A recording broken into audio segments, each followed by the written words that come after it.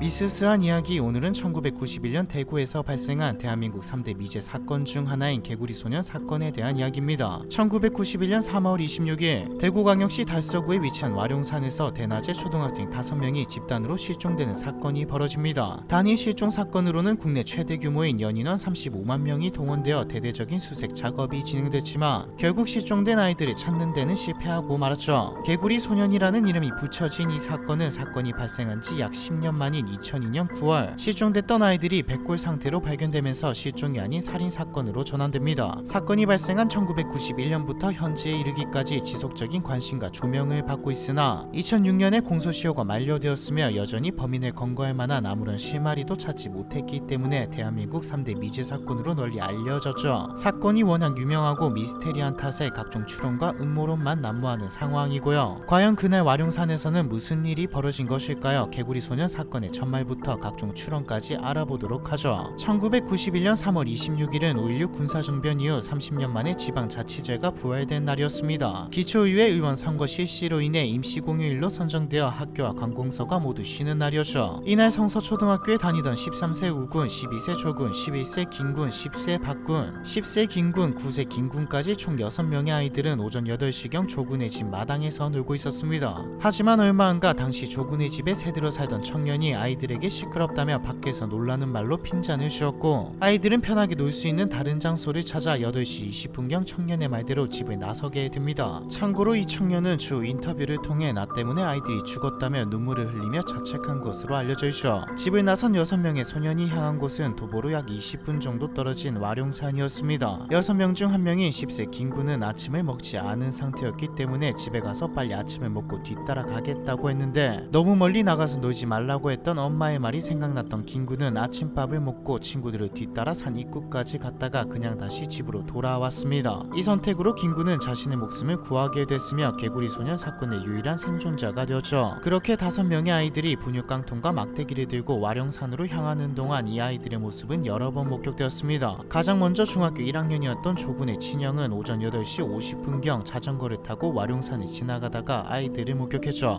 도롱뇽 알을 잡으러 간다는 아이들의 말에 조군의 친형은 별 생각 없이 혼자 집으로 내려갔습니다. 여기서 도롱뇽 알을 찾으러 간 아이들이 왜 개구리 소년으로 알려졌는지 궁금하실 수 있는데 다름 아닌 언론의 오보 때문입니다. 사건 초기 언론 보도에서 도롱뇽을 개구리로 잘못 보도하면서 개구리 소년 사건이라는 이름이 널리 퍼지게 되었거든요. 일각에서 도롱뇽이 상대적으로 생소하기 때문에 괜스레 아이들에게 공포심을 조성할까봐 경찰이 일부러 개구리라고 표현했다는 주장도 있긴 하나 명확한 근거는 없죠. 오전 9시경에는 와룡산 기승마을에 살던 한 아주머니가 투표를 하기 위해 학교 쪽으로 내려가던 도중 산으로 올라가던 아이들이 목격하게 됩니다. 이때 아주머니는 아이들이 2시간 안에 갔다 올 수 있을까라고 중얼거리는 것을 들었다고 증언했죠. 아이들 중 가장 맏형인 우군과 같은 반 친구였던 김군과 이군은 정오 무렵 우군이 아이들을 데리고 와룡산 입구를 지나가는 것을 봤다고 증언했습니다. 한편 5명의 아이들과 같은 학교 4학년이었던 한 군은 이날 동네 형들과 도롱뇽 알을 채취하기 위해 와룡산에 올라갔다가 도중에 형들과 떨어져 홀로 와룡산 중턱에 위치한 무덤가까지 가게 되었는데, 이때 약 10초 간격으로 2차례 매우 다급한 비명소리를 들었다고 증언했습니다. 한 군의 증언에 따르면 그때가 오전 11시 30분경쯤이었죠. 이후 5명의 아이들을 목격했다는 추가 목격자는 없었습니다. 다시 말해 아이들이 산으로 올라간 후 아이들의 행방이 완전히 묘연해진 것이죠. 사건 당일 오후 6시 아침 일찍 집을 떠나 와룡산으로 향했던 아이들이 밤이 되어가도록 집으로 돌아오지 않자 부모들은 아이들을 찾다가 결국 오후 8시가 가까워졌을 무렵 경찰에 신고를 합니다. 하지만 기대와 달리 경찰관들의 반응은 미적지근했죠. 앞서 말했듯 이날은 지방선거일이었기 때문에 당시 모든 사람의 관심은 선거에 집중되어 있었습니다. 경찰관들 대부분이 투표장에 동원된 상태라 여유 인력도 없었죠. 또한 아이들이 단순히 늦게까지 놀고 있을 게 뻔하다며 돌아올 때까지 기다리라는 아니란 말로 수사를 지연했습니다. 경찰만 탓할 수 없는 게 당시에는 아이들에게 연락할 방법이 없었고 말도 안 하고 늦게까지 노는 경우도 많았거든요. 하지만 몇 시간이 지나도 아이들이 돌아오지 않자 경찰은 부모들과 함께 새벽 3시까지 와룡산 부근을 수색하게 됩니다. 여기서 궁금하실 수 있는데 와룡산은 어떤 곳이었을까요? 지금의 와룡산은 산책로와 등산로가 조성되어 시민들의 휴식 공간으로 이용되고 있지만, 당시의 와룡산은 도심과 가깝지만 내부가 고립된 형태로 사람의 손이 닿지 않는 곳이 많았습니다. 와룡산 내부에는 불량 학생들이 머물다가는 우범지대 또한 존재했죠. 또 제50보병사단의 사격장 등 일부 군사시설도 존재하는 곳이었기 때문에 때문에 인근에 사는 아이들이 사격장 주변에 떨어진 탄두를 줍기 위해 놀러오는 경우도 있었습니다. 실종된 소년들과 자주 어울리던 한 학생의 증언에 따르면 실종된 소년들 역시 종종 탄두를 주우러 와룡산으로 향했다고 하죠. 사실은 도롱뇽이 아니라 탄두를 주우러 와룡산에 갔을지도 모른다는 가능성이 제기된 이유입니다. 아무리 찾아도 아이들이 나타나지 않자 수색에 헬기까지 동원되었으나 아이들은 그 어디에서도 보이지 않았죠. 다음날 그 다음날도 아이들의 행방을 찾을 수 없는 것은 마찬가지였습니다. 사건 발생 후 닷새쯤 지났을 무렵 사건이 뉴스에 보도되기 시작하죠. 소년들이 개구리를 잡으러 갔다가 실종되었다는 내용이 방송을 타면서 실종된 아이들에게는 개구리 소년이라는 이름이 붙여졌습니다. 전 국민의 관심이 쏠리자 아이들을 찾기 위한 실종 수색이 대대적으로 진행되기 시작하죠. 5월이 되어서야 개구리 소년 사건은 단순 실종에서 유괴 사건으로 방향이 전환되었는데 수색 작업에서 헬기는 물론이고 군경과 잠수부까지 동원되었으며 와룡산 인근 저수지에 물까지 빼내는 등 갖은 방법이 동원되었습니다. 또 사건 초기에는 와룡산과 대구 지역을 중심으로 수색이 이루어졌지만 이후 전국 단위로 수색이 확대됐죠. 사건 발생 6개월 후에는 정식 수사본부가 설치되었고 대구경찰은 전국 경찰과 공조하여 수색 작업을 확대했습니다. 전국의 버스 터미널과 기차역, 공항 등 주요 교통시설에서도 수색이 이루어질 정도였죠. 실종된 아이들의 가족들은 아예 생업을 포기하고 전국을 헤매며 아이들을 찾기 위해 노력했습니다. 방송 프로그램에도 출연하여 사건의 심각성을 알리고 국민들의 관심과 도움이 필요하다고 호소했죠. 한편으론 경찰의 수사에 대한 불만을 표명하기도 했습니다. 경찰이 인력 부족을 이유로 초기 수색에 소극적이었던 데다 아이들 실종이 확실시된 이후에도 단순 가출로 판단하여 수사 방향을 잘못 잡는 바람에 초기 대응에 실패하면서 아이들을 찾는 일이 더욱 어려워졌기 때문이죠. 이 밖에도 수많은 시민단체와 기업들이 수색 작업을 지원했습니다. 당시 삼성은 실종된 아이들을 찾기 위한 포스터를 제작하여 전국에 배포했고 광고 캠페인을 통해 사건을 알리는가 하면 KT는 전화카드에 실종된 아이들의 사진과 정보를 인쇄하여 배포했습니다. 이 밖에도 CF와 과자 포장지 등에 실종된 아이들의 사진이 걸리기도 했죠. 당시 대한민국 전체가 아이들을 찾는 일에 몰두했다고 봐도 과언이 아닙니다. 하지만 전 국민의 노력에도 불구하고 아이들은 그 어디에서도 찾을 수 없었습니다. 마치 흔적도 없이 증발된 것처럼 말이죠. 때문에 간첩이 아이들을 북한으로 잡아갔다 외계인에게 납치당한 것이다. 한센병 환자촌에 안매장되어 있다. 사실은 실종 아동 중 한 명인 김군의 아버지가 아이들을 죽여서 자기 집에 묻은 것이다 등등 여러 음모론과 낭설이 퍼지기 시작했습니다. 실제로 경찰은 1992년 한센병 환자촌을 수색하는가 하면 1996년에는 김군의 아버지의 집을 임의로 발굴해 무리를 일으키기도 했죠. 노력에도 불구하고 아이들은 찾을 수 없었고요. 그런데 사실 아이들을 찾지 못한 가장 큰 이유는 도움이 되는 단서 또는 증거가 매우 부족했기 때문입니다. 수사 방향을 잘못 잡은 것이 첫 번째 문제였고 사건 당일 아이들이 실종된 지 얼마 안 되어 비가 내린 건 역시 수사에 악영향을 끼쳤죠. 빗물 때문에 흔적이 다 지워졌거든요. 약 2년 동안 그야말로 아무런 진전 없이 반복되었던 수사는 급기야 1993년부터 규모가 축소되기 시작했습니다. 1995년에는 실종된 아이들의 가족들이 지속적으로 재수사를 요청하여 다시 수사에 착수하긴 하였으나 이때도 마찬가지로 뚜렷한 성과는 없었죠. 그렇게 시간은 흘러 사건 발생 후 약 11년 만인 2002년 9월 26일 비로소 소년들이 발견됩니다. 백골 상태로 말이죠. 이날 오전 11시 30분쯤 도토리를 줍던 등산객이 우연히 뼈조각을 발견하였고 뼈조각이 발견된 근처를 지팡이로 파헤쳐보다가 어린아이들의 것으로 추정되는 신발 5켤레와 유골 4구를 찾아냈습니다. 조사 결과 이 유골은 1991년에 실종된 개구리 소년들의 것임이 확실해졌고 추가 수사 끝에 인근에서 나머지 한 명의 유골까지 총 5명의 유골을 모두 발견하였죠. 어쩌면 어딘가에 아이들이 살아있을지도 모른다고 신학 같은 희망을 안고 살아가던 유가족이 절망하는 동안 언론에서 개구리 소년 사건은 다시 조명을 받게 됩니다. 유골은 발견되었지만 아이들에게 무슨 일이 일어난 건지는 여전히 미지였으니까요. 동시에 온갖 음모론과 추측이 난무했습니다. 아이들이 실종된 날이 최저 3도까지 기온이 내려갔던 추운 날이었기 때문에 사람들은 소년들이 와룡산에서 길을 잃고 조난당했다가 저체온증으로 사망했을 가능성을 제기했죠. 하지만 추측은 얼마 안가 반박되었습니다. 유골 감식을 진행 중이던 국과수가 두개골에서 타살 흔적을 발견했거든요. 감식 결과에 따르면 두개골에는 날카로운 도구에 의해 생긴 것으로 보이는 외상과 강한 외부 충격에 의한 구멍 등이 발견되었습니다. 국과수는 아이들이 예리한 흉기에 의해 단순한 사고가 아닌 의도적인 공격에 의한 것임을 시사했죠. 아이들의 유골 상태를 기반으로 전문가들은 범인의 성별이 아이들을 제압할 수 있는 힘과 예리한 흉기를 가진 성인 남성으로 추정했습니다. 또한 수년에 걸친 대대적인 와룡산 수색에도 불구하고 11년 만에 유골을 찾은 것에 대해 많은 사람들이 의문을 제기했는데 몇몇 사람들은 범인이 범행을 숨기기 위해 아이들을 살해한 후 다른 곳에 시신을 보관했다가 사건에 대한 관심이 떨어졌을 무렵 와룡산에 묻은 것이 아니냐고 추측했죠. 이는 사실이 아닌 것으로 판명되었습니다. 발견 당시 아이들의 유골은 돌에 눌린 채 땅에 묻혀 있었고 국과수 감식 결과 돌에 눌린 두개골이 납작하게 변형되어 있었는데 이렇게 변형이 일어나려면 뼈에 수분이 남아 있어야 했기 때문에 사망 후 오랜 시간이 지난 뒤에 땅에 묻혔을 확률은 낮았습니다. 또 두개골에서 구더기가 부화한 흔적과 함께 구더기 껍데기가 발견되었는데 구더기가 부화하는 데 걸리는 시간까지 총합해서 추론해보면 아이들은 살해당한 후 8시간에서 14시간 이내에 매장당한 것으로 보이죠. 좀 더 넓게 보자면 아이들이 매장당한 시점은 살해당한 당일이기 때문에 아이들의 유골을 찾는데 11년이나 걸린 이유는 단순히 미흡한 수색 때문이었습니다. 단지 아이들이 묻힌 곳까지 제대로 수색을 하지 않았던 것이죠. 이 사건의 가장 이상한 점은 사실 아이들이 왜 이제야 발견됐느냐가 아니라 범인이 한 명으로 추정된다는 점입니다. 국과수가 두개골에서 발견된 손상의 패턴을 감식한 결과 모두 동일한 도구에 의해 발생한 것으로 판단되었습니다. 또한 손상의 깊이와 각도가 일관성을 보이는 것으로 보아 한 사람이 비슷한 힘과 방향으로 손상을 입혔을 가능성이 높았죠. 이는 물리적으로 이상한 일이었습니다. 법의학적 분석 결과 아이들의 사망 시점은 비슷한 것으로 추정됐는데 그렇다면 한 사람이 5명의 아이들을 거의 비슷한 시점에 살해했다는 말이죠. 아무리 범인이 성인 남성이고 아이들이 어리다고 한들 5명이나 되는 소년들을 심지어 자주 와룡산에 오른 덕분에 와룡산에 익숙하고 체력도 좋고 달리기도 빠른 아이들을 한 번에 살해할 수 있었을까요? 한 명씩 제압하는 것은 비교적 쉬운 일이었겠지만 놀란 5명이 동시에 흩어져서 소리를 지르며 도망간다면 과반은 놓치게 될 텐데 말이죠. 대부분의 범죄자들이 다수로 뭉쳐다니는 사람들을 표적으로 삼지 않는 이유는 이런 상황을 우려하여 심리적인 부담을 느끼기 때문입니다. 즉 범인 한 명이 아이 5명을 살해하는 것은 물리적으로도 심리적으로도 매우 어려운 일이기 때문에 범행 과정과 동기에 대해 더 많은 의문이 제기되었죠. 전문가들은 범인이 아마도 아이들을 순차적으로 공격했을 가능성이 높다고 주장했습니다. 당시 아이들이 도롱뇽 알 또는 탄두를 주우러 와룡산에 온 것이기 때문에 조금씩 흩어져서 거리를 둔 채 산을 누볐을 확률이 높은데 이때 범인은 혼자 동떨어져 있는 아이 또는 가장 가까운 곳에 있는 아이를 가장 먼저 제압하여 차례대로 살해했을 확률이 높다는 말이죠. 범인이 흉기를 사용해 아이들을 위협했다면 갑작스레 심리적으로 매우 위축되고 엄청난 공포심을 느낀 아이들이 정하지 못했을 가능성도 있습니다. 이쯤에서 남아있는 의문이 떠오르죠. 범인은 무엇 때문에 아이들을 살해한 걸까요? 범행 동기가 명확하지 않다는 점에서 이 범행이 계획적이냐 우발적이냐로 또 의견이 나뉩니다. 우선 돈이 목적이 아닌 것은 확실하죠. 만약 아이들을 이용해 부모로부터 금전을 갈취할 생각이었다면 어떤 식으로든 부모에게 연락을 취했을 텐데 범인은 그저 아이들을 살해한 뒤 와룡산에 묻고 흔적도 없이 사라져 버렸으니까요. 또 돈을 받으려면 적어도 한 명쯤은 살려두어야 했죠. 정신질환자에 의한 범행 가능성도 제기되었으나 이는 현실성이 낮은 것으로 보입니다. 만약 이성이 온전치 않은 정신질환자라면 무차별적으로 충동적으로 아이들을 살해했을 확률이 높은데 치밀하게 빠르게 아이들을 전부 죽이지는 못했을 테니까요. 또한 현장에 증거를 남기지 않은 점, 일관된 방식으로 아이들을 살해한 뒤 시신을 묻었다는 점 등을 볼 때 지능이 높은 사람에 의해 어느 정도 계획된 범죄로 보이죠. 특히 아이들이 살해당한 후 거의 곧장 산에 묻혔다는 점을 생각하면 범인은 시신을 유기할 도구까지 미리 가지고 있었던 것으로 추정됩니다. 범인이 아이들을 우발적으로 살해한 다음 사건을 은폐하기 위해 즉석에서 땅에 묻는 것은 사실상 불가능에 가깝죠. 아이들의 유골은 30cm 깊이의 흙더미 속에서 발견되었는데 이 깊이의 구덩이를 맨손으로 파는 것은 상당히 힘이 드는 데다가 시신이 9구나 되었으므로 땅을 파는 데는 매우 오랜 시간이 걸렸을 테고요. 다만 구태여 통제가 어렵고 변수가 많은 소년 5명을 처음부터 범행 타겟으로 삼았을 확률은 낮으므로 아마 범인은 명확한 타겟을 정하지 않은 채 도구만 챙겨 와룡산에 왔다가 아이들을 발견하고 즉석에서 타겟을 정했을 가능성이 있습니다. 따라서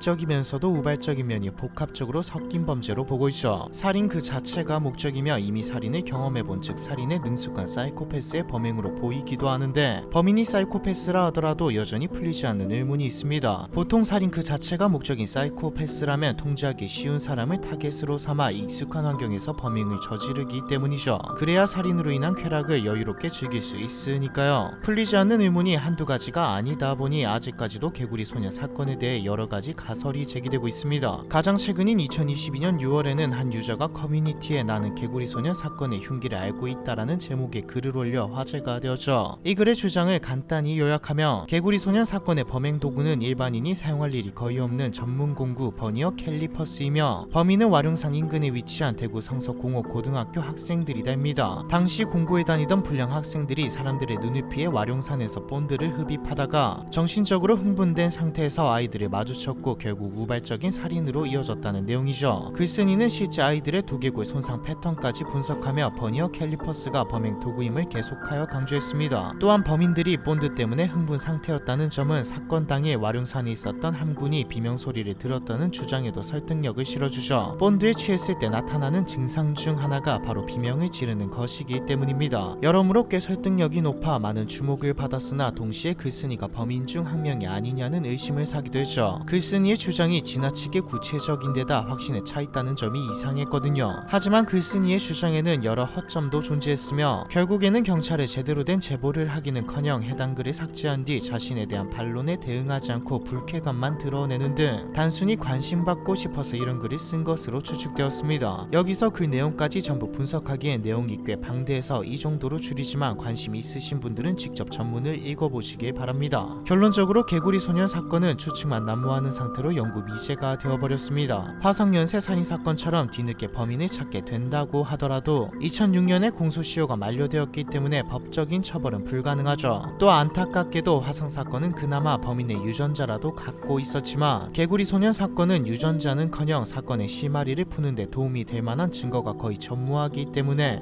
범인을 찾는 것이 더욱 어려운 거의 불가능한 상황입니다. 간첩설, 사이코패스, 연쇄 살인마설, 불량배설 수많은 설들이 추측이 난무하지만 아직까지도 이게 정답이라고 생각이 될 만한 가설은 없습니다. 과연 그날 아이들에게는 무슨 일이 일어난 걸까요? 1991년 대구에서 발생한 대한민국 3대 미제 사건 개구리 소년 사건에 대한 이야기, 이번 편은 여기까지입니다.